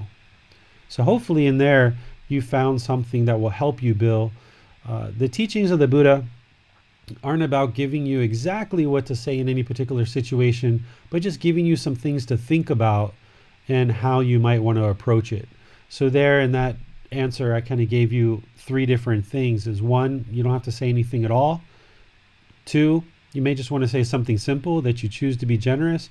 Or 3, if you want to go into the deeper understanding of why you're practicing generosity, it all relates back to craving, and craving is what causes discontentness of mind, and craving is also what causes rebirth. So anybody who's working in this practice would be working to eliminate craving as part of the practice of the Buddhist teachings. So we have no more questions, David, but we have a lot of thank yous. So thank you from Ponzi, Ting, Bill, Scrolling here, Charlie, Uma. So I'd also just like to thank all of you and everyone else who commented and asked questions today. It's been a good session, so thank you very much. Okay, so I'll just close out by reiterating back to all those people and to all the people that are joining here in the virtual classroom and the people listening on the podcast.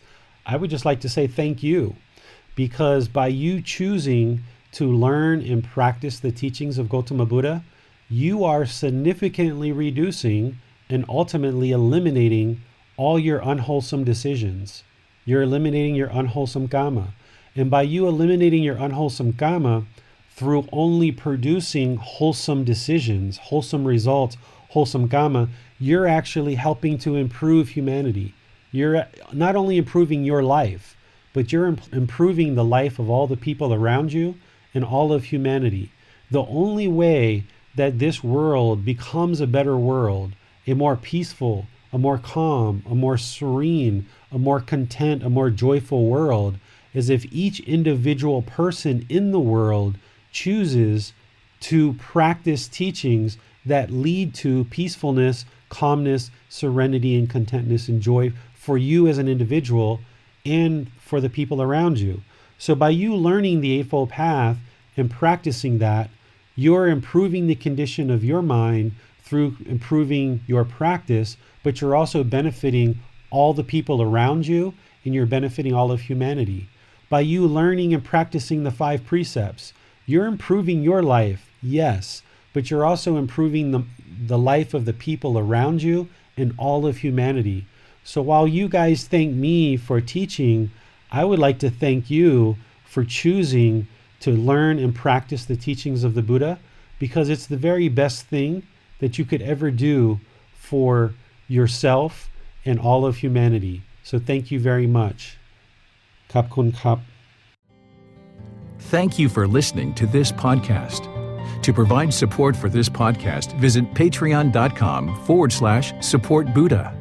To access more teachings, visit buddhadailywisdom.com. There, you will discover a full range of courses, retreats, and online resources to assist you on the path to enlightenment. Remember to establish a daily, consistent meditation practice, along with learning and practicing these teachings. A well-developed meditation practice is the foundation in which to train the mind to attain enlightenment.